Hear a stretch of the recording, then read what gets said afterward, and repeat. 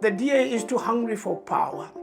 For the first time with that power, they can shape policy not just for the Western Cape, but for the whole country. Ibrahim Traoré is setting a standard, he's setting an example, and he's setting a pace that puts the rest of Africa to shame. But Trump's instinct, of course, is to shout and to bully and to threaten. It's childish from one point of view, so it's not too surprising. The policy courses that we have taken was not determined at CODESA.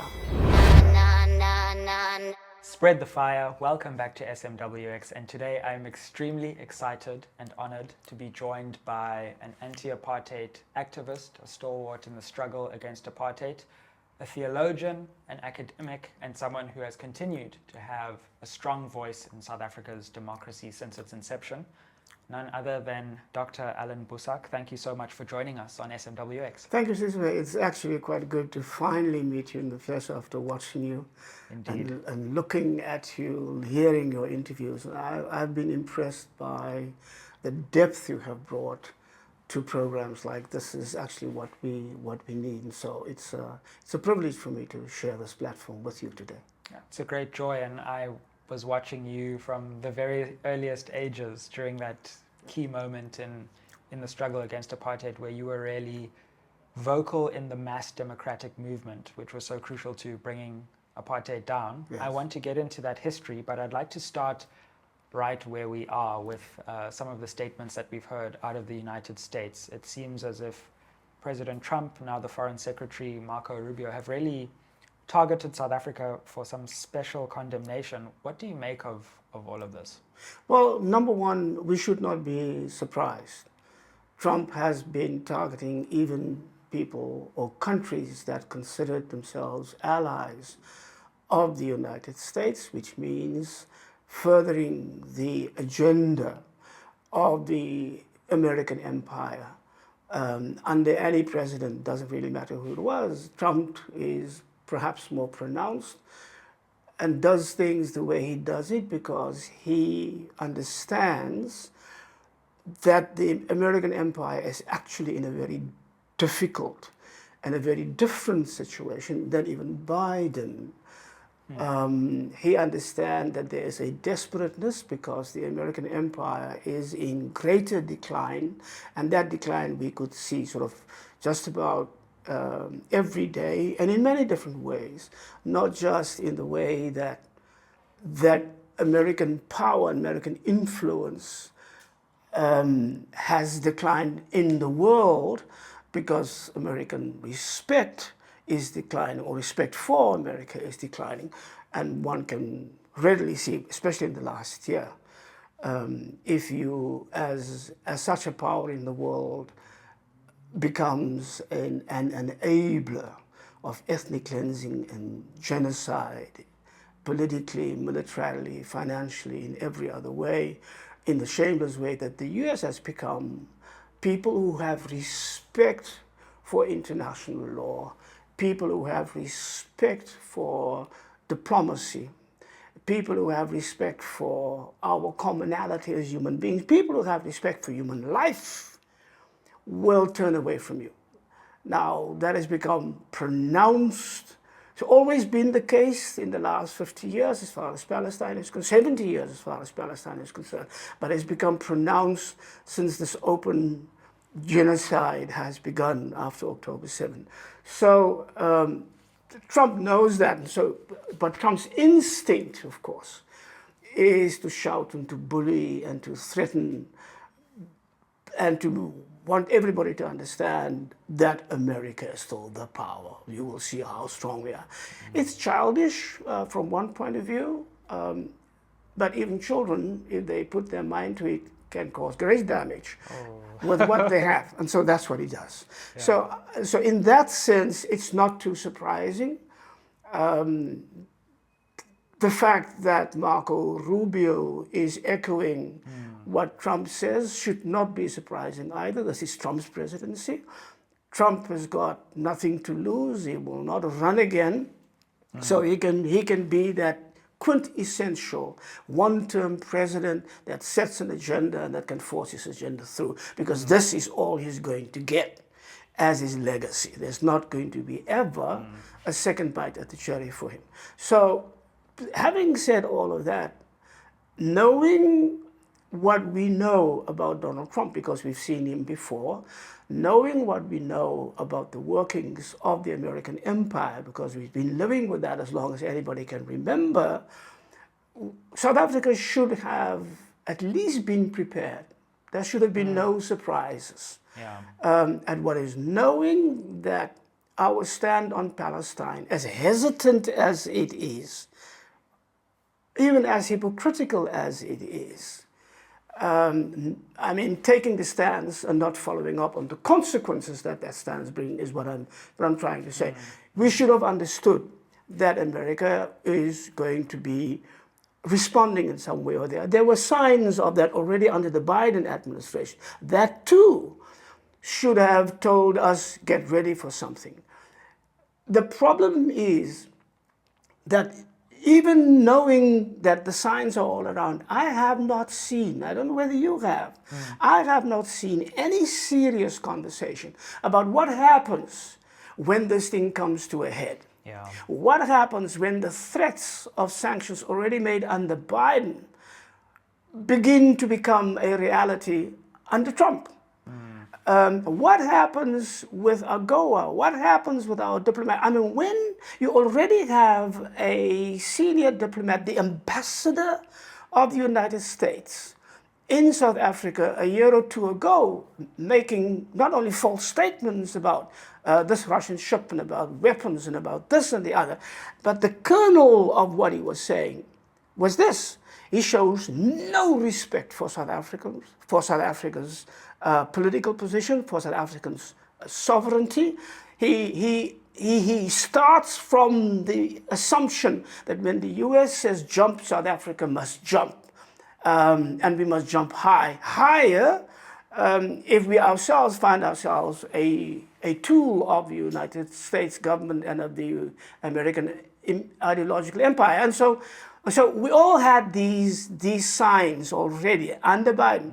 Why are we surprised, and why have we not prepared ourselves for this? Why have the president not called together people from civil society, economists who think differently than the people who pay him to be in power, the 6 white families who actually run this country?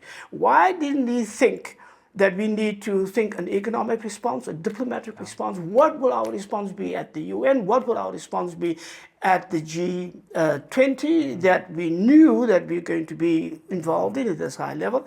No, but we spend all our time lying about jobs, lying about SONA, lying about the GNU, trying to justify a government of national unity that has no justification. All our time goes into that. All our time goes into how do I find a way to protect myself against Marikana, against the corruption, against Pala Pala.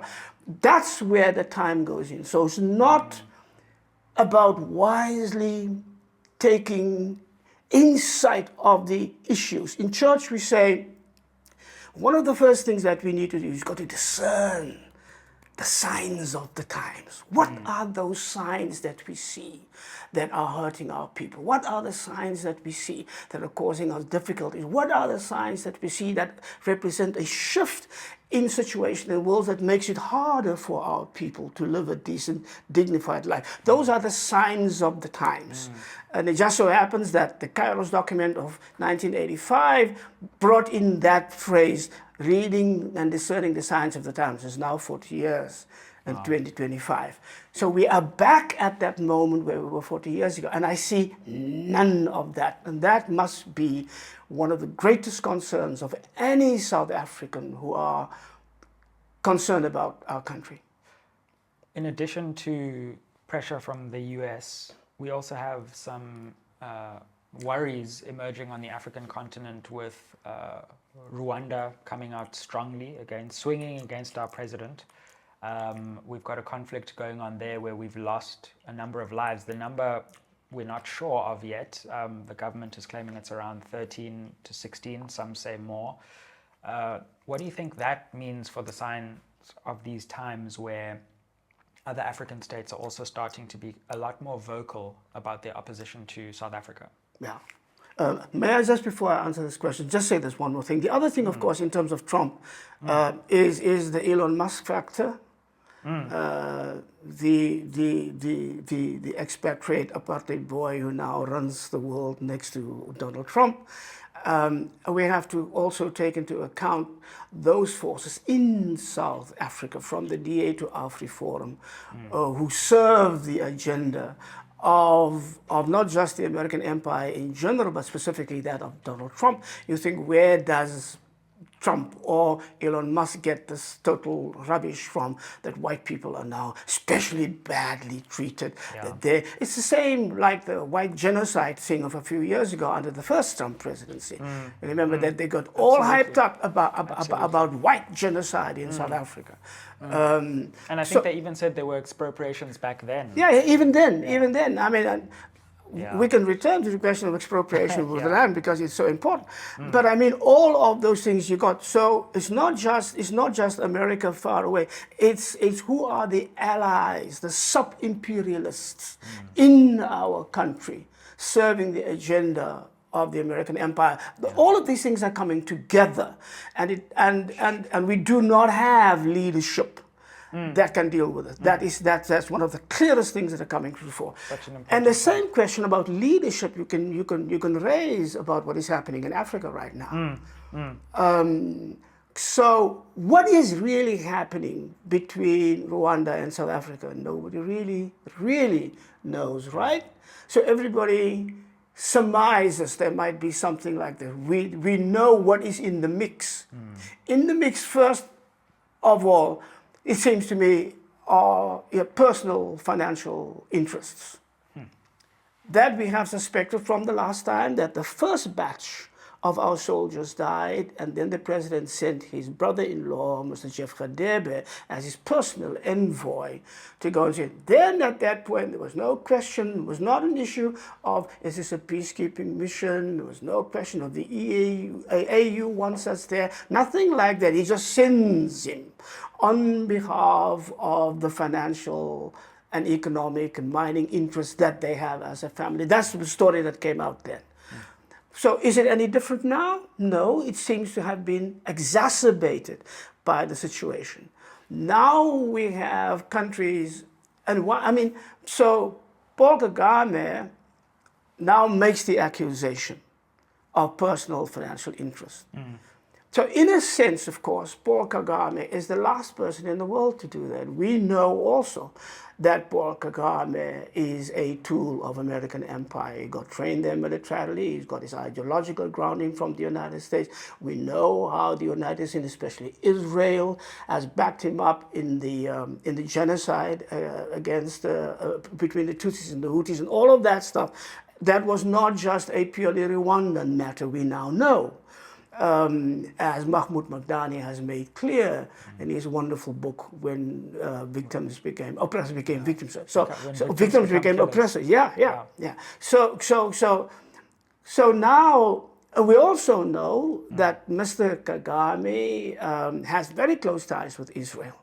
We also know that Israel has very deep interest in the minerals in the eastern part of the DRC. And we also know that that civil war is not coming to an end because the civil war serves the commercial and economic interests of all of these powers, Israel and their companies, and Belgium and their companies, and London and their company, and the United States. So it's for the same reason that the northeast part of Syria remains occupied so that the US can get to their oil. It's the same reason that there is this kind of occupation, commercial, economic, and political occupation outside of the reach of the government in Kinshasa, that makes it so opportunistically viable and profitable for these companies. So we know Kagame's role in all of this. So he is the last one to point at Cyril, even though you can say, yeah, Cyril Ramaphosa, you are a tool of the West, but so is he. And so what is that all about? Now we have a fight between these two people who do everything but represent the interests of their people or the interests of their continent. What I see is happening is that the continent is beginning to say, we do not want to be drawn into this thing if this is the issue that is at hand. What I do not yet see, I see them withdrawing their troops. I do not yet see a conversation, a real honest conversation about what do we do with a situation that some African leaders can so easily be bought off to serve the interests of empire, whether it's directly through the American interest here, or whether it is via an entity like genocidal Israel. It really doesn't matter. In the end, the impact on our people, economically, in terms of their dignity, in terms of their very lives, as with our soldiers and the soldiers in the battle right now, but also the almost 3 million people who have been dying in the Congo, and very few people say anything about it ever. It's that kind of conversation. I don't see. I don't see it in SADC. I don't see it in the AU. It may very well be, if there's now a change of leadership in the AU, those conversations may become part of it. I do not know. I hope so. We do not see a conversation in Africa taking account of the fact, not just of the geopolitical shifts that we are experiencing. I'm talking BRICS, away from the West, but I'm talking what is happening in West Africa itself, with those younger leadership coming up. Ibrahim Traoré is setting a standard, he's setting an example, and he's setting a pace that puts the rest of Africa to shame. I mean, I told UCT students the other day, you have me here talking about decolonization and decoloniality and all of that. You go from one conference to the other. But are we doing anything about it? I don't see Traore calling conferences. I just see him making decisions and say, what decoloniality is this. I'm taking our control of our minerals. I'm taking control of this, taking control of that. I'm switching our allegiances because I find more possibilities here than I do there. I'm walking away from France. I'm breaking the ties and the chokehold of coloniality through France in my country. I'm giving my young people new opportunities. I'm giving them a new vision. He's a young man with a vision. No other African leader. Well, maybe now, those who are being awakened by him. But that kind of singular vision, that kind of singular dedication, that kind of way, you say, if I want to create a revolution that serves my people, I first have to learn to love my people. He has that. I sense that in Sankara. I sense that in the leaders. I sense that in Julius Nyerere. I mean, I was privileged enough to sit down with him for a whole day and talk one day. Yeah. I mean, I don't even want to go there. I was so privileged in so many ways. And I still had a picture which burnt when my husband down he and I sitting on a couch, and he was holding my hand when he was telling me some things that I must remember about the struggle. Lessons that he has learned in the struggle of Tanzania. I mean, precious. But I'm hoping that those are the things that are happening, and they all have to do with the way Trump is reacting to the world. Everything, not only just BRICS, not only Ibrahim Traoré, not only South Africa, but all of these things are coming together. And if we keep in mind the centrality of the role that Africa not only can play, but should be playing in helping to shape this new multipolar world, those are the issues where I want us to put on the agenda, not how can we have fewer potholes. Because that's easy stuff. I mean, that famous picture of President Cyril Ramaphosa staring into a pothole for 20 minutes, just looking at it as if he had to convince himself it's there. That's not governance. That's not a vision. I mean, we got to do something about that. And I mean, as much as I talk about Africa as a whole, I am one of those who believe it has to begin here. Can I ask you, just as we because I really want to come on to some of your views of the domestic situation, which I found fascinating. But just as we round off this foreign policy segment, it strikes me when I listen to people like you who have this long pedigree in the struggle that actually we've been here before. I've never seen the US be hostile to South Africa in this way, but you have. And around the continent, the US wasn't always a friend of South Africa. Now, we found relations with the US after our democracy, but there was a long time where we had to deal with a very hostile US which supported the apartheid state. What do we do now? Because I find myself at a loss, I must say, when I think of how weak we've allowed ourselves to become through lack of governance. But on the other hand, we've got a powerful country in the US which is unjustifiably, in my view, bullying us. What do you think we should do from here? Well, there's a few things we should keep in mind. The time that the US presented itself as a friend of South Africa was the time that the friendship was really with apartheid South Africa, with white South Africa, and not with us. We should keep in mind always that at the time when the United States, or when South Africa described the United States as a friend, the friend of the US in South Africa was not the majority of our people. It was the apartheid white minority. And it was not until the mid-1980s that we were able to have America change officially. It's like with Gaza. The sentiment of the people on the ground is with the Palestinians now. It's taken a long time, but it's with the Palestinians. So with us, it had taken a long time. But finally, it happened with that anti-apartheid law in terms of divestment and so forth that Ronald Reagan vetoed.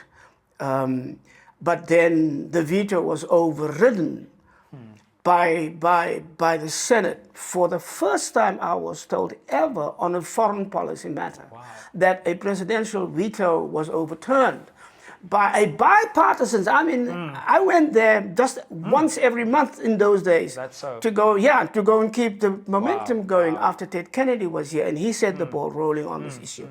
And there were Republicans like Nancy Kassenbaum on that core committee that worked on this thing. There was Sam Nunn from Georgia, who was a very conservative Democrat. There was Edward Kennedy, who was a progressive Democrat. Was Biden there? Was he part of Biden was not part of that group. Biden was part of the group that signed. And I've always thought Biden is doing that for two reasons.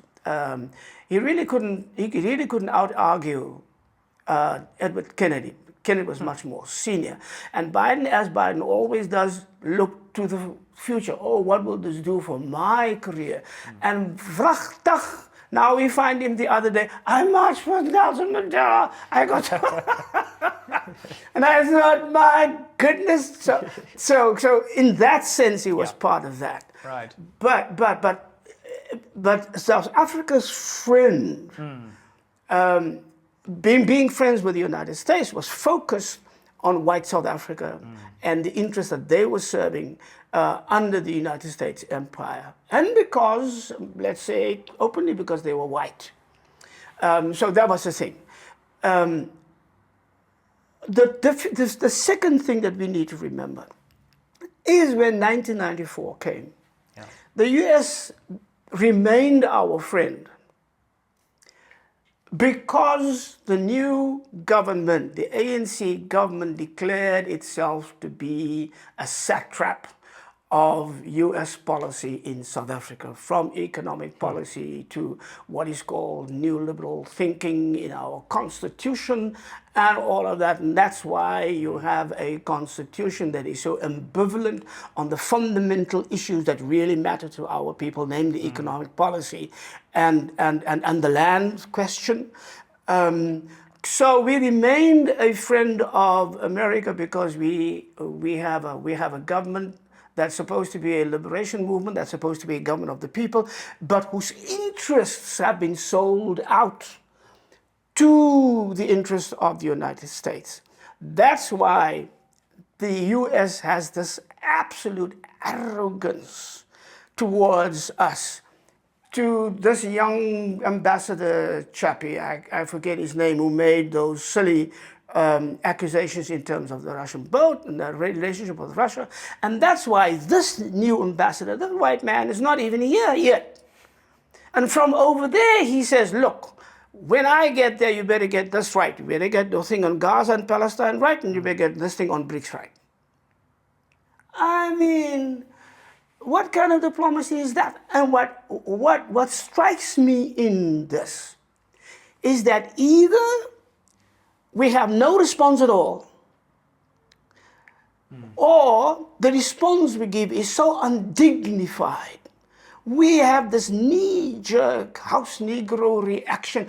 Oh, my boss, please. And when we can't get to the boss, namely Trump, we go to the clean boss, namely Elon Musk. I mean, what kind of diplomacy is that? What signal are you sending? I am a South African. I do not want to be represented by people who act like that. I want more dignity. I want more clarity. Trump needs to understand that he might be what he is and he can do whatever he likes, but I have the dignity of my people to protect. And when the dignity of your people is the core of your policies, domestic and foreign, when the dignity of the people is the core of how you understand the power that you have, because you understand that that is power entrusted to you by your people, and you understand that power means that you have the vessel that not only protects the dignity of the people, but protects their vision for themselves and protects their right to participate in the shaping of our history and ultimately our destiny. If you think of it that way, with the dignity of the people, then you won't see Trump doing what he's doing, and a week after that, oh, let's play a round of golf. I mean, that's not leadership, that's not it, and that is the problem that we have with our relationship with it. And that's why you cannot blame the US for treating us the way they do, like we are their houseboys and we have to run every time they tell us what to do. Let's come on to the domestic agenda, because as if there isn't enough happening internationally with South Africa, we have entered this era of the so-called government of national unity, which I have maintained for very long as just a multi-party coalition. You came out quite early when there was this huge euphoric swing towards this so-called GNU, saying, hold your horses, this is not a good idea. Do you maintain that? And if so, why were you and are you skeptical that this coalition arrangement is a good idea? Well, I was skeptical because I saw this, despite the claims of those involved, this was not the will of the people, even as expressed in the election. Not at this point going to talk about whether the election was flawed or this or that or the other. Just the outcome as it was. Sure. So I thought, you cannot translate this into the will of the people. I was upset because it was based on a lie. That lie, this was the will of the people, and the lie that these are the only parties that we could work with, despite the outcome of the election. I was worried because I lived in Europe for a very long time, 6 years of my studies. So that's where you got your PhD. I got my PhD in the Netherlands. Yeah. And all of those Western European countries, the Netherlands, Scandinavia, Germany, they all work with coalition governments. Sure. Sure. So I know on what basis coalition governments work or do not work. You have at least to have some agreement or partial agreement on some very fundamental ideological issues and policy issues. That's what they spend so much time on. I mean, I was in Holland where it took the Labour Party almost 6 months to sit and work out where can we agree with this, with this, with that, and the other to form a coalition government. Here, we didn't wait that long. We jumped into this. Why did we jump into this? Because it was a plan from before. It wasn't the outcome of the election as he did. It was already planned. And when Helen Zille confirmed that, when we saw that clip of 2019 where she spoke privately, everybody knows that, and people who watch your program will know it too because you have discussed this, where she so very conveniently, precisely predicted in 2019 what the outcome of the 2024 elections would be. Now, Helen Zille is a very clever woman, and she's a very clever politician, but nobody is that clever. Nobody is that clever. So I had my suspicions about that from the very beginning. But even more fundamentally, when you look at how they put this thing together, not only was it going to be not even a multi-party coalition, it was just a coalition between the DA and the ANC, with all these other small parties like decorations on a Christmas tree sort of hanging around. With one shouting louder than the other, but it's all shouting as nothing substantial. Those two run the show. Nothing, those two run the show. Yeah. And the DA is quite open about that. Look, if it's not for us, the thing will collapse. If you don't do this, we will collapse it. They won't collapse it, though, for two reasons. Because the DA is too hungry for power. And it now has that power. For the first time with that power, they can shape policy not just for the Western Cape, but for the whole country. That is huge. And the people who back them, from the money people here in South Africa to the imperialist forces that they give account to and are subservient to, that is what they want. They now have their foot in the door. All they need to do is to hang in there and hang in there and hang in there. And from what I see in the ANC and how that is going, they don't have to hang in for too long. So then the second thing that upset me is that this was a total false foundation. Namely, the main agreement between the ANC and the DA is we will work together on this thing and we will protect Cyril Ramaphosa. It's all about impeachment. We screamed about you and about your corruption and about Pala and about, they didn't scream as hard about Marikana, by the way, but that is what you get in this country. But then they say, we will protect you if we do this thing.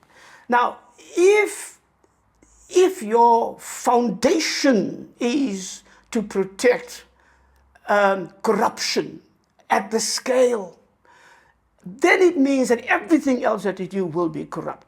And it has consequences.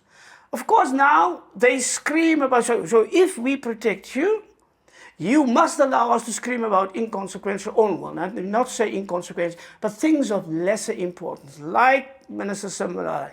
What happened to the Minister of Justice? What happened to the Speaker of the House? Oh, you will see that it will be dampened down because it is this agreement. And now you have J.P. Smith. So they're never going to call him and his cohort to account because they must then call Cyril to account. And so if you work hand in hand to embolden evil and to make evil normal in society and in politics, what is that as a government for a country?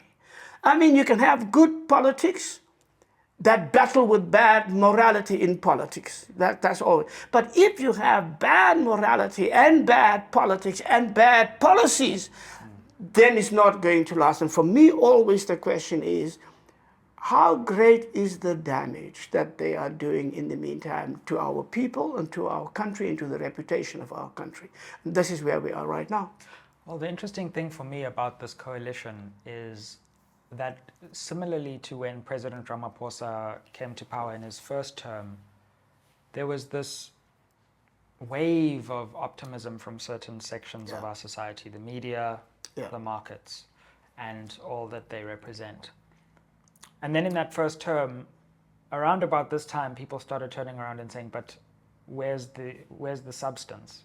And I feel like we're living through a period of deja vu because we were promised that the economy would take off. We were promised that, by the way, we were promised that we'd be better friends with global powers because they would like this GNU. Well, that's not going very well. No.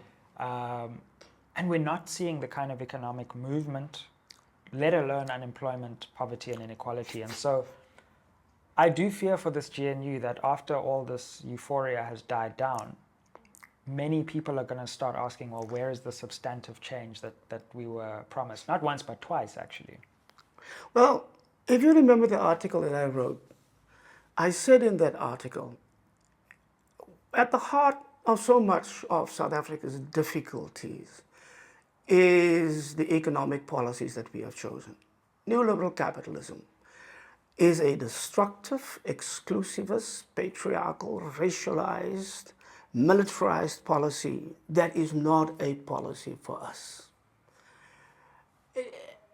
I do not believe the story that says the ANC had no choice, it had been forced upon us. I think, if I think back to between 1990 and 1994, I thought that we had opportunities to fight for a different direction.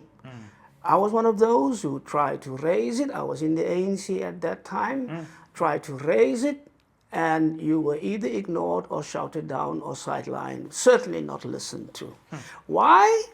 I found out even later than that, only in the 2000s, that the policy courses that we have taken was not determined at CODESA. It was determined in those secret deals and conversations and discussions that the CIA, now that is a slip of the tongue that is more than Freudian. Well, I was like, wow, now we're learning a lot. No, that the ANC had with the elites of the old apartheid white regime. I always say it is two capitalist elites that came together and they found common ground. Absolutely. And so CODESA was not where the negotiations had. No, CODESA was not. CODESA was political theater. The real negotiation and the real conversations and agreements came with those secret talks. And I did not know about that until the early 2000s, when I had a very long and very enlightening conversation with Professor Willie Esterhuizen, who was one of the first to write a book about that. I think the title of his book was called The End Game. I see. Who was he? Willie Esterhuizen was professor of philosophy at Stellenbosch University. He was a sort of converted member of the Broederbond. He sort of left the Broederbond, but had close ties with them because he brought them in those conversations. De Lange, who was the chairperson of the Broederbond at the time, was brought into the conversations with Kobie Coetzee and those people. So it was real, and he also became a very, very close friend of Thabo Mbeki's. I see. And so his connection with the ANC is almost exclusively via Thabo. And I know that he had great admiration for Thabo, sort of the admiration. He's a philosopher, so he and Thabo could talk, could talk philosophy and Yeats and English literature and all of that stuff, and Machiavelli. Oh my. Yeah. So what did he tell you about those talks? I mean, he said that the real decisions about the future of South Africa were taken in those. And he writes it in his book. That's why he called it the end game. What was the end game? The end game was to make sure that the fundamental policies in terms of economics, in terms of those things, remain the same. The end game was that white people would retain a very key position, and part of that key position was that the economic policies would continue to favor them, that you could convince white people that their wealth will not be taken away, even if you have an outsized BEE program like we used to have. We now found out what that meant. So even that was not even for real, as the young people would say. Sure. But that people in the ANC would hold themselves, is my conclusion, hold themselves more faithful to those agreements than to anything that was said in CODESA, and certainly to anything that was said from our circles, from the Freedom Charter onwards, right through the UDF to now. And so that is why the ANC did not move a finger. Well, the ANC made sure, or they made sure that the ANC was in agreement that on the question of land, Article 25 would be there. That's the longest article in the whole of the Constitution, and it's the most untouchable thing in the Constitution. If you raise something like that, then you see what you get right now. And so their faithfulness had to be secured to those things. In other words, to white monopoly capital and to white monopoly power. That's really what it means. The ANC would, as Winnie Mandela famously said, be in office but not in power. And that was agreement that came along with all sorts of issues. And when you have the GNU and that's your basis, then it means that none of the promises that you made your people could be fulfilled. And we can take a look at what the ANC promised our people and what has actually been fulfilled. You can take a look when you have this neoliberal capitalist system as the heart of your economic policy, then unemployment becomes a necessity. The diminishing the power of your labor unions is a necessity. Making sure that the workers become more dependent on you even through lower wages, that's a necessity. And so now we have half the working class on grants. You have an unemployment number that is higher than ever before. The social inequalities have grown. We are the most unequal society in the whole world. You only have to read one Oxfam report on the effects of social inequality, what that means and what that represents. And I will say to people, I mean, there's this one report from 2022 where they say that social inequalities on their own, we're not talking natural disasters like floods and earthquakes and hurricanes and things like that, droughts. We're talking social inequalities as they work at every level of life, what we later came to call global apartheid. That causes the death of 22,000 people every single day globally. That's one person every 4 seconds. When I preach, I count. When I have the congregation count with me, and they're 1, 2, 3, 4, a mother dies. 1, 2, 3, 4, a baby dies. You've got to be as graphic as you possibly can to make people understand. We agree to all of that. We still cling to that. And we have our own, when we now see the billionaire class and the oligarchs sitting around Trump, they all make a big thing out of it. But that's what we have on a smaller scale. We have these oligarchs, we have these billionaires. They set policy, they decide. Allan Boesak said it. It was the business community that decided we should have a coalition between the ANC and the DA, and we call it a government of national unity. It was their decision. And so the will of the people is nowhere to be found. And when you have that situation and you have poverty, that is exacerbated and that feeds into cycles of generational impoverishment for 3.5 centuries. You come to a point and you have a growing consciousness after 30 years of silence of people waking up to the situation where we are. There are only two things that can happen. Those are the conditions that call for revolution. And you can react to those conditions in only two ways. You can either realize what I have done is wrong and I can begin a fundamental rethink of everything and bring the people into that conversation, not like the last time where we make secret deals behind closed doors, or you can become more authoritarian. And the DA comes out of apartheid, and we have just seen the ANC allow 34 miners to be murdered, and nobody says a single word. So the ANC of 2012 and the death of the miners, I have seen as a continuation of 1960, and where the government shows the life of black people don't count when it comes to the holding of power and white supremacy. Here, it's now repeated in what we have as our liberation movement turned government. That's the situation where we're in. In 1994, I spoke of a thing called the Postponed revolution. I meant by that this. I said, in the 1980s, I could not meet anybody, a politician from outside, journalists who were really alert to the issues, and political analysts. Nobody would guarantee that the 1980s would end without a bloody civil war. Everybody said we would be wading in rivers of blood, and sometimes our comrades were saying the same thing. So that is the only thing that we could get our liberation from. I mean, that was Che Guevara was everybody's hero. And I said there are reasons why we missed that ultimate bloodbath. However, if we go into the thing, this is 1994, I was speaking to a meeting of civil society and churches in Somerset West in the Lord Charles Hotel.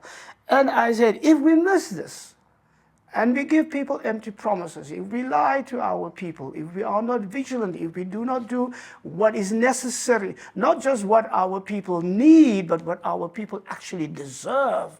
If we don't do that, then the revolution that we should have had now in the 1980s will come back to haunt us. That's what I mean by a postponed revolution. My fear, Sizwe, is that we may find ourselves in that situation right now. Yeah. It's a scary thought. It is scary. Yeah, you know, we keep waiting for things to move and justice to descend, and it just seems to always be postponed to another administration and another future date. Well, that's the point. And they're going to lie again this week, and these lies are piling up. Look, last year, one of the most exciting things that last 2 years that I was involved in was all these invitations that I was getting from all these schools. Because for the first time in the last 2 years, black consciousness and the UDF became part of the grade 11 and grade 12 curriculum. So they're going to write exams about it for the first time. I mean, they tried to suppress that history for 30 years. That's incredible to me. So I met kids who didn't, well, you are different because you grew up with parents who told you about that's a different story. So people don't know about the UDF these days. I know. I mean, I've met people who came to me and says, you know, my child is never, this was a pastor who said to me, I have a young person in my congregation who listened to you preach the other night. She has a BA from UWC. She has 2 degrees from University of Cape Town. She's never heard of the UDF, and she's never heard of your role in it the way I explained it to them when you preached for us. Now I get these invitations. Wonderful. Schools in Uppington and in the Southern Cape in George, even Rwanda-South Africa here. La-di-da schools. Yeah. Maybe 10% of the kids are our kids, the rest are white. And their parents are there. So we talk about these things, but in Uppington, I'll never forget. I always make a deal with him. Okay, I'll go, I'll spend all day with the kids. It's wonderful. So I want, at some point, of course, I have to speak to the 11s and the grade 12s about the exam, but I need to speak to the whole school if you can. So they bring the school together. And I get on this thing and I get warmed up and I'm like the preacher and I'm saying, you've got to believe, don't give up and all of that. Yeah. Trying to make them. And this kid sits here in front of me. He looks at me. And when I'm done, he raises his hands. And he said to me, Dr. Boesak, I heard you speak of all these things, but what for? I mean, that stops you right in your tracks, right? This kid is 18, he's writing matric, he sees nothing ahead of him. Only hardship and anger and despair. And I think, what do I have to do to make this kid believe in something again? Obviously, talking about it is not enough. Clearly, I mean, I've been my best preaching mood for him for 15 minutes and he was not convinced. So I need to do something else. And that's where I had decided what I have to do is to throw myself as much as I possibly can while I have the energy to see, can we rebuild a civil society that could take responsibility, not just for ourselves, but for our history and our politics, and not be dependent on these liars and corrupt people who are now in our political class. And so can you, at the same time, can you raise a new generation of young people who will be serious about what I call the politics of honesty and decency and courage and virtue? Because that's what I think we had, certainly what I experienced in the UDF and what we miss right now. Now, can we rekindle that? That's part of the main thing that I'm doing these days with my life. That was in some ways a golden era of the South African struggle. It moved from being about the underground movement and the armed struggle, which played its role in our history, to a mass democratic struggle. Unprecedented, and maybe still unprecedented, where all people came together to resist an evil regime. And you were central to that. You led much of that. What are some of your fondest memories of those moments, and maybe parts of that time that maybe you know that we don't know, who watched it on TV and have heard stories about it? Well, I mean, there are so many great moments, but one of my fondest memories is the very first time on January 23rd, 1983, when I proposed the UDF in that Transvaal Indian Council gathering in Joburg, was the reaction that it got. I got the feeling, and I got that as I went from place to place to explain what happened in Joburg and why the UDF was necessary.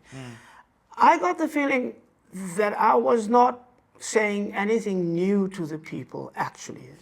That lots of people were thinking about that anyway. They just did not know how to articulate it and how to say it in a way that would bring people together. We were so used to factionalized thinking, or that maybe it is too friendly, maybe isolated thinking. We thought in silos. There were all sorts of organizations working and doing great work in our communities.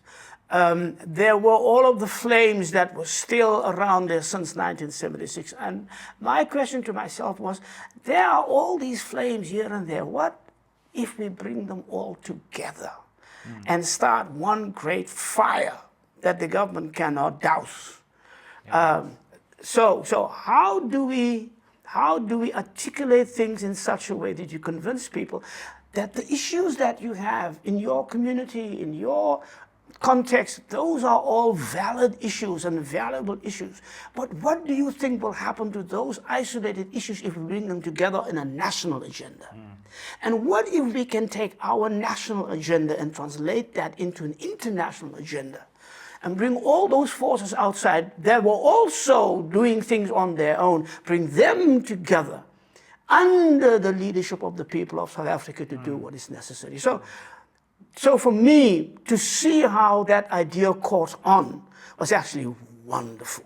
The second thing that I remember is how the people resisted the idea of a centralized leadership. Now, there were people who called themselves the leadership, and they met in Joburg, wherever. I was never part of those meetings. But I was, because see, what we did is what we say, you keep your organization.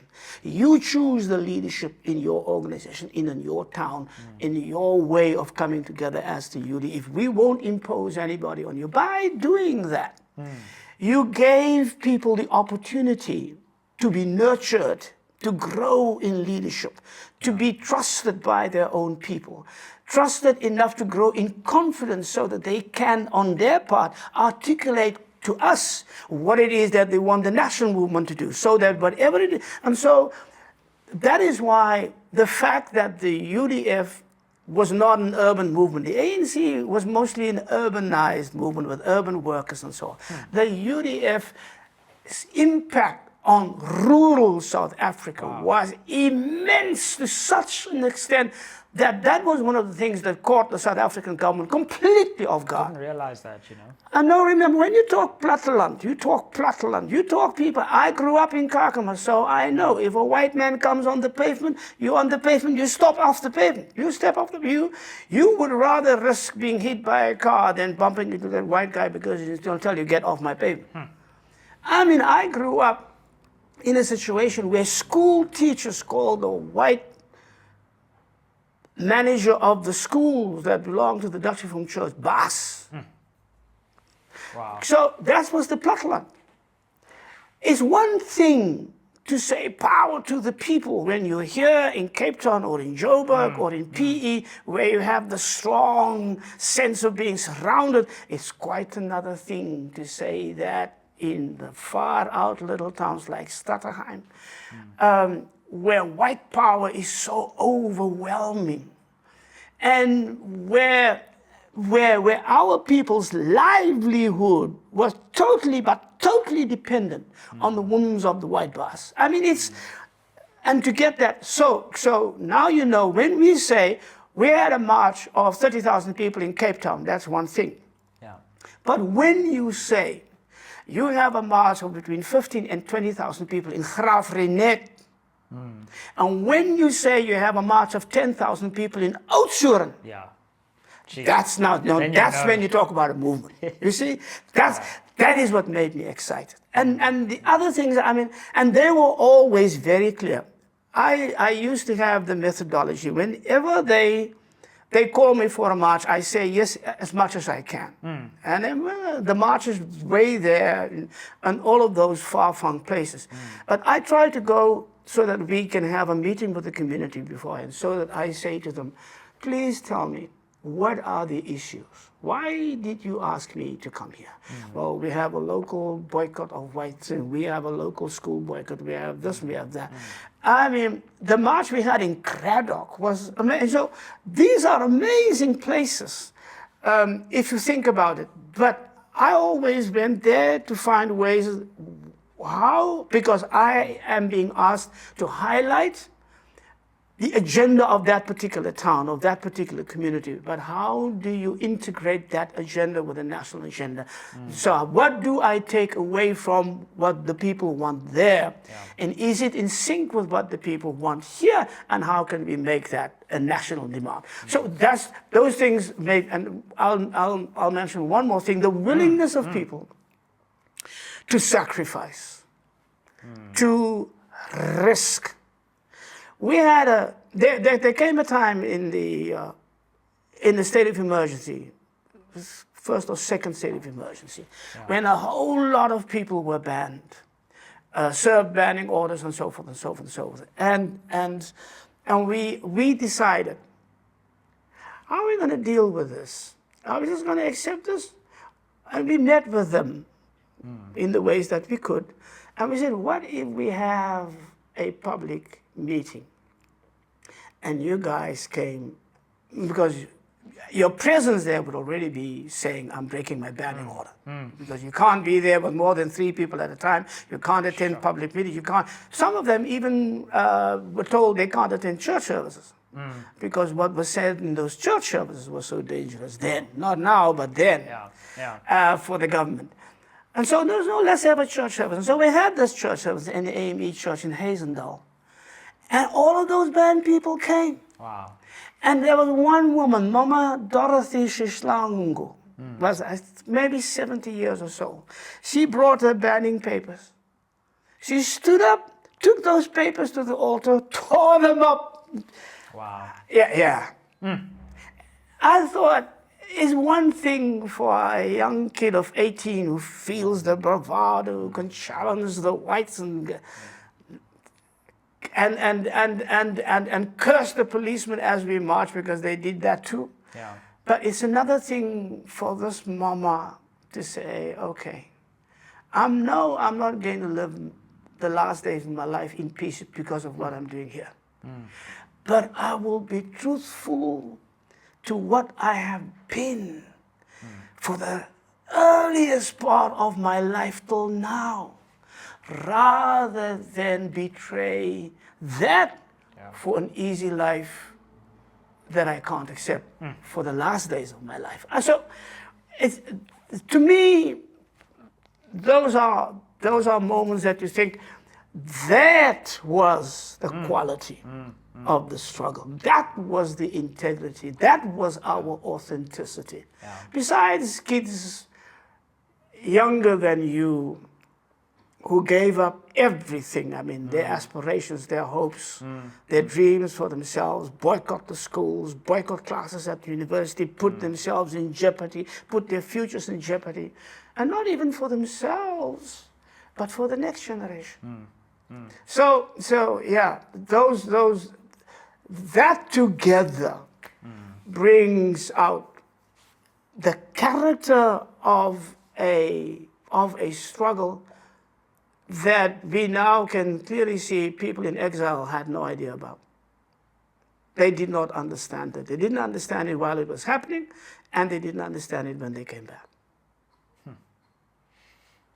Can I ask you a more sensitive question, and feel free not to respond if you don't want to touch on it, but you were the absolute nemesis of apartheid, and your voice had risen so much that you were seen as a leader who had the authority to lead many people. And then this case came against you early into our democracy.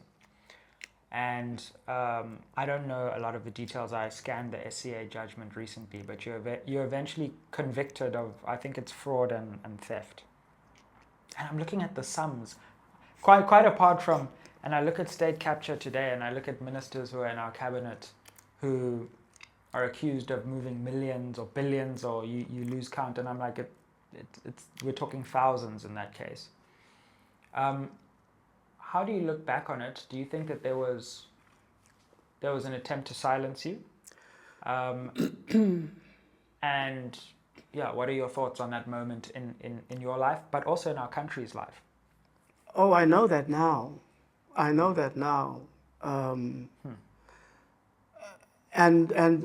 the good thing is that after almost 30 years, more and more people are beginning to understand what happened in those days. The statement that you opened this question with about my position in the struggle in those days, I realize now, and I mean, I think of the people who, when we spoke out in ANC meetings and in other gatherings, And I remember and agreed on certain issues, fought about things like sunset clauses that were brought in and so forth. People like myself and Winnie Mandela and Chris Hartley, we were always at one on those particular matters. Wow. And so what happened to me cannot be isolated from that time and what happened to them. And I understood that. I mean, there are more things that I can say and probably won't at this particular point. Sure. But people understand that. But I mean, and just two more things. I mean, everybody knew that the Foundation for Peace and Justice was there to support us. There was not a single march that happened, certainly in the Western Cape and sometimes in the Eastern Cape and rural areas, that was not financially supported by the Foundation for Peace and Justice, of which I was the head. You can today find people who come to me to thank me for monies that the foundation gave to pay for their bail, to help young people across the border to go and join MK, even though I did not agree with the violent struggle. I said it's a way that it has to happen because it was forced upon us. Nonviolence is my way of struggling, but the ANC has made that choice, so we support that. And I sent them up, and one of them has even written a book about that and mentioned how we helped that to happen. And so there are certain people who I helped, kept their families alive when they were in detention, who threatened me with court cases, should I even mention that in public. Yeah. So there's an anxiousness to keep that the way it is. But in the minds of people, especially now that they see what is happening, they begin to understand, oh, was this the case? The other thing that I just want to mention for people to think about is we've had our TRC. And in 1999, Archbishop Desmond Tutu wrote his book, No Future Without Forgiveness. In that book, he defends the TRC and himself for not taking all of those apartheid criminals to court. And he gave reasons. He says people forget a number of things. Number one, he says, they forget that the apartheid government tried to destroy as much of the evidence in terms of files and things that they had before the TRC even got started. I mean, I read a book by Advocate Nsebenza and the other guy, Unfinished Business, in which they said when Ernest Kriel was Minister of Police, he burned 44 metric tons of paper. It was a, quote, veritable Auschwitz of paper, they called it. So that Desmond Tutu's argument was, all a court wants is the evidence. Everything else is hearsay. So if you can't present the evidence, then you're losing the case. The second reason, he says we couldn't take them to court or did not take them to court, is all of them lie, I quote him, at the drop of a hat. He says, doesn't matter whether they are under oath, says they lie about things. And the third thing he said, which is more important, is just remember throughout the 90s, he says, we have had untransformed courts. All those courts were filled with pro-apartheid judges. Those were the judges whose very lifestyle and position were protected by these people we are now charging with crimes against humanity. In other words, those judges were also complicit in crimes against humanity. And so how can they find these people guilty? Now, think of those three things. And my trial took place right smack bang in the middle of those things. Wow. So it was just in those early years. Just in those early years. And Judge let me not go there, but let me go to to Judge Esa Musa, who actually wrote a chapter for his book when he retired, because he couldn't do that as a judge, in which he takes apart the case of the court and he says, this was a travesty of justice. So I have that, and I will one day publish that and make sure that people understand that. Wow. But now it doesn't bother me, except, the consequences of that. I can imagine. Hounds you until today. Wow. Even ANC people who know better, when we had the difference of opinion, let me call it, on the revival of the UDF in 2023, and we had those debates, the only thing that they can bring up against me was that Dr. Boesak must remember that he was in prison. Sure. And they didn't go into the substance, that's all they had. ANC people, Yeah. who knew better, ANC people who were with me. Absolutely. Some of whom have actually probably been involved in serious corruption. Exactly. But some of them who came to the foundation took money for the causes that we believed in. So that's one thing. And the other thing is simply that people now understand a lot better. And there will be more things coming out. So, but the consequences I was talking about, I go to the United States. Yeah. And because they have me on their records as a person that was convicted of something, every single time you come there, you present your passport, they take you out of the line, they put you in a separate room. They don't question me anymore because they are beginning to realize this is just... But in the beginning, they question you before they allow you into their country. Wow. Despite the presidential pardon. That doesn't come. Because you were pardoned that in doesn't 2005. Come. Yeah, and I must say the one thing about Thabo Mbeki, he actually went on television after I was convicted.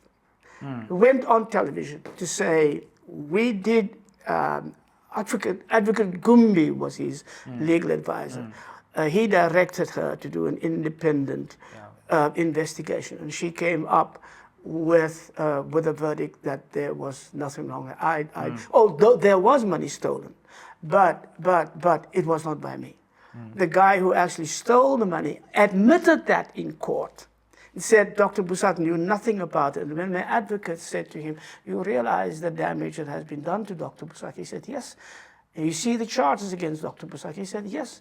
I said, will you now turn to Dr. Boesak and ask him for his forgiveness of what you've done? And he actually did. It's on record. Wow, in the court. And it's in court. Gee. And despite that, that judge, that pro-apartheid judge, found me guilty. So there's a lot of things going on there.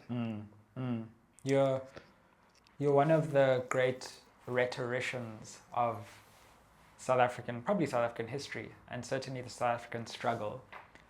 As someone who's also interested in language and the delivery of language, how did you develop those rhetorical skills? Well, part of it is a gift. I remember speaking in Riverside Church one night at the Olof Palme lecture, together with Oliver Tambo, by the way. Wow. And the ambassador from Sweden, because it was a Swedish thing, came to me and says, where did you go to school? I said, to learn this. I said, no, it's a gift. But my mother, very early on, when she thought I was becoming too cocky about my speech, she said to me, it's a gift from God. And if it's a gift, it's nothing to brag about. You can only use it for the glory of God. So you put me right in my place there. So but I must also say, I was trained to preach by white people from the White Dutch Reformed Church, so I preached like them in the beginning. I never felt comfortable in that skin, but that was my theological training in those days. And I did not discover the depth of this gift until I came to the United States in 1973 for the first time, as a visiting scholar. And I I met James Cone, I met Gaylord Wilmore, I met all those people, Jesse Jackson, all those people. I went to the black church and it resonated with me in a way. So, oh, that is what I was holding in. Some of the best rhetoricians. Some of the best, yeah. Absolutely. And so I'm Reformed, but I preach like a black Baptist. How do you prepare? It's all in the preparation. It's all in the preparation. I'm one of those lazy preachers. I don't write out my sermons. I make notes. Interesting. I make notes. But I mean, you pay for that. There's a cost, because then afterwards people say, "Oh, can I have the manuscript?" Or you want to publish it. Then you have to go and do that work all over again. So it's a double burden you're putting on yourself. Yeah. But it's all in the preparation.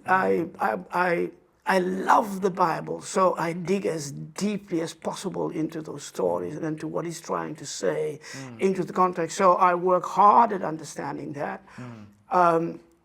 I love my people, so I want to bring the best. If people come to church because their faith drives them to go and find something for the struggle that lies ahead in the week that comes, and they feel powerless, or they feel hopeless, or they feel drained, or they feel tired, I must find a way of saying that in a way that will not blind them to their circumstances. I hate preachers who talk about heaven all the time. Don't chase our people to heaven. Heaven has got nothing to do with you. It's not your business. That's God's business. Sure. And if you don't do what is right on earth, you won't even get there if you believe in all. So for me, to empower, preaching is empowerment of people. It's giving them hope. It's not just mere optimism that things will go all right. I work with a definition of hope that I get from African church father Augustine from the 4th and 5th centuries. And he says hope is a mother with two beautiful daughters. The one is called anger and the other is called courage. Wow. So the anger at what you see that is wrong is being done to people, especially in your name, especially in God's name, and then the courage to get up and do something about it. Now, so you work as hard as you could, you pray a lot about your sermons, you try and understand your congregation or the places where you're going to. And then you just ask God, just give me the power to say the things in the right way. The insight to see what it is that the word is telling you. And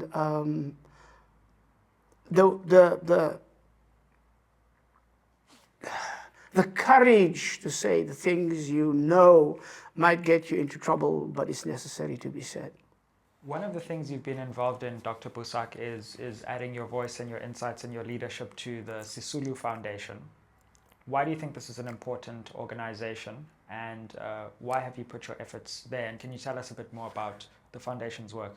I'm very privileged to serve the foundation. I mean, it's the foundation built around not just the name, but the work and the life and the legacies of two most remarkable people, Albertina and Walter Sisulu.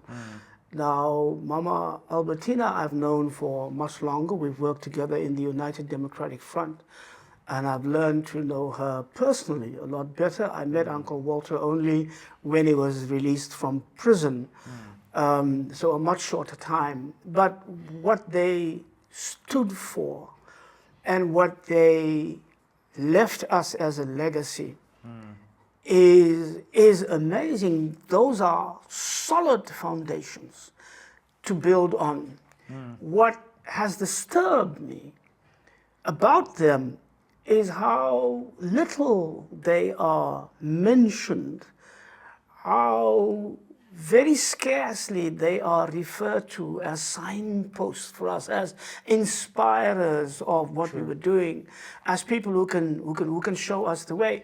And of course, part of that is because that they would not in any shape or form recognize the African National Congress that they were in, that they worked for, that they gave their lives to in the ANC of today. I said when we launched that there's a lot of activity around. We're honoring Tambo, we're honoring this, we're honoring that. You can only honor a person when what they stood for and worked for and sacrificed is what is seen to you today. Everything else is hypocrisy. And one of the reasons that I'm hoping that this foundation will grow and be established in the lives of our people and will do the things that they have committed themselves to doing is to make sure that that which were the driving forces in the lives of these two most remarkable people will become a reality in the lives of the young people that we're working with through the universities and through the communities and through the projects for social justice that we will be establishing. It is telling that the foundation has been established, and honestly saying we're battling to find the financial support that we hope, because of the character of it. It is so fundamentally different from other organizations. So we don't get money from the National Endowment for Democracy, which is a CIA agent. We don't get money from the National Democratic Institute, which is a CIA agent. We found out, even though I had meetings with them the other day, just to make sure that they know this will not be our source. While other foundations have done so and other organizations have done so, and that makes it harder. But it is a testimony to what we stand for is actually the direction in which South Africa should be going. And I'm hoping that this foundation can make that contribution. And once we get off the ground, people will actually see the difference. It's interesting that you say that, because when I think of what are often called the three trees of the liberation struggle, which gave us the shade of democracy, Mandela, Tambo, and Sisulu, there's a lot of literature and a lot of investment in, of course, Mandela's legacy. Similar, but maybe not as much in Tambo, but Sisulu maybe doesn't get the kind of adulation and public memory Absolutely. that the other two absolutely not. And if you take into account that Nelson Mandela himself has said that it was Walter Sisulu who mentored me, who talked to me about the issues that really matter and where we should put our energy and direct our vision towards.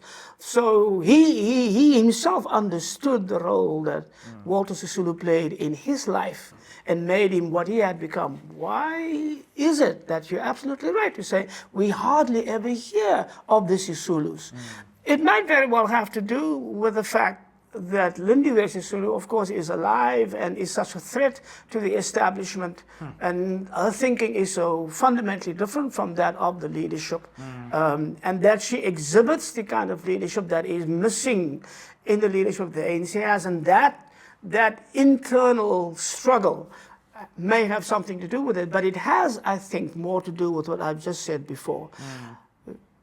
Almost nothing in the ANC reflects the things that Albertina and Walter Sisulu actually stood for. Wow. And their claim on them would be so patently false. And so it's best to erase it. I mean, they can claim Mandela for all sorts of things. And also because Mandela is so fixed in our history, you can't get around him.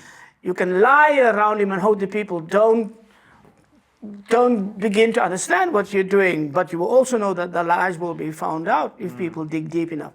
But it's different. Walter Sisulu is not made a presence in the life of our people as is Nelson Mandela and Oliver Tambo.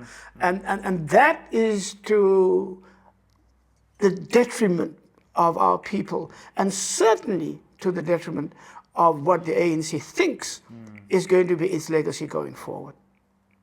Well, we'd encourage all of our viewers to engage with the Sisulu Foundation and those of them who have the funds as well to think about funding important organizations like this, because as you said, there are civil society organizations with these worrying intentions. Yeah. And as a country, we need to build a counterweight to that. Absolutely. And thank you very much for doing that. Indeed. Thank you for the contribution that you've made to our country. Thank you. Thank you for your time today and for sharing your views with the SMWX audience. I must tell you that many people for about 5 years have been asking me to get you on the channel. So, but I'm glad. As I say, I'm a great admirer of what you do, and I thank you for your work. Thank you. There was a time when I was a bit worried about what happens with the next generation. Why don't I see that next generation? Why don't I see the people that the baton can be handed over? Yeah. But then I look at you and I listen to what you say and I hear your insights, and that fear in me is stilled. So thank you. Thank you. And we've done our best to get this channel shut down today, so we'll see what happens after that. It was a great honor. Thank you. It was thank you so much. And thank you for watching. Like, share, subscribe. Help us get to 200,000 subscribers and comment down below. Aye. Fam, just want to give a shout out to 2 incredible partners who have helped make this podcast possible. First up, a massive thank you to Curiosity Cape Town for providing us with top-tier accommodation while we were in the city. They also gave us the stylish studio from which to shoot. Also, a massive thank you to Pace Car Rental for supporting us with transport during our time on the road, getting us to the key interviews and covering all the important events. So, if you're ever in Cape Town next time, check out Curiosity for your accommodation. And if you ever need a car rental company, you know, as an SMWX subscriber, you need to show love to Pace Car Rental. Aye.